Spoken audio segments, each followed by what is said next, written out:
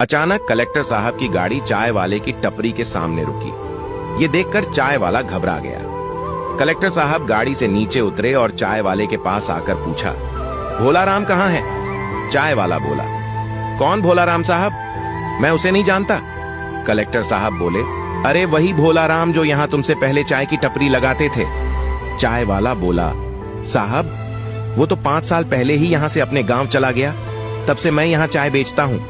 Collector Ashutosh के चेहरे पर अजीब से भाव उभरे। गांव चले गए? क्या तुम बता सकते हो वे गांव क्यों चले गए? चाय वाला बोला, मुझे नहीं पता साहब, मैंने उनसे पूछा ही नहीं। मैं जब यहाँ आया था तब वह बीमार सा था, सूख कर कांटा हो गया था। औने पौने दाम में मुझे अपनी टपरी बेचकर चला गया। बीमार सा था, सूख कर कांटा हो गया था। ये सुनकर कलेक्टर आशुतोष का दिल धक धक करने लगा। उसे खुद पर बहुत गुस्सा आ रहा था कि उसने बहुत देर तो नहीं कर दी। नहीं नहीं, इतना अच्छा आदमी इतनी जल्दी इस दुनिया को छोड़कर नहीं जा सकता।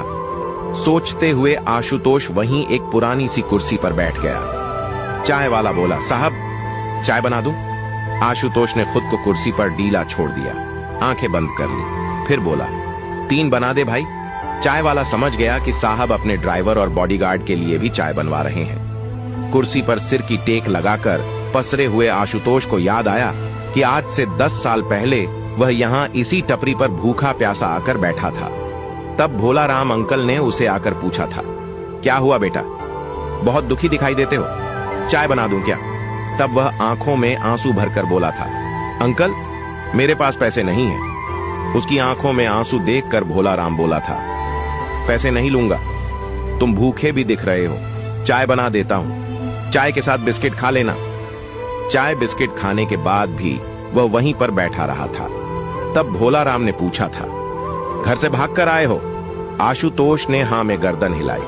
भोलाराम ने समझाते हुए कहा था, बेटा घर लौट जा, माता पिता की बात का बुरा नहीं मानते, उनकी डांट में भी प्यार छुपा रहता है। वह रोते हुए बोला, अंकल माता पिता नहीं है, वो बचपन में ही चल बसे थे। मामा मामी के पास रहता हूँ, मगर वहां पर भी कुत्ते जैसी जिंदगी हो गई है। वो मेरी पढ़ाई छुड़ाकर काम धंधे में लगाना चाहते हैं। उनके पास खूब पैसा है, फिर भी उन्हें कमाई चाहिए, जबकि मैं पढ़ना चाहता हूँ। जैसे भी हैं वो तुम्हारे अपने हैं, उन्हीं के पास लौट जा।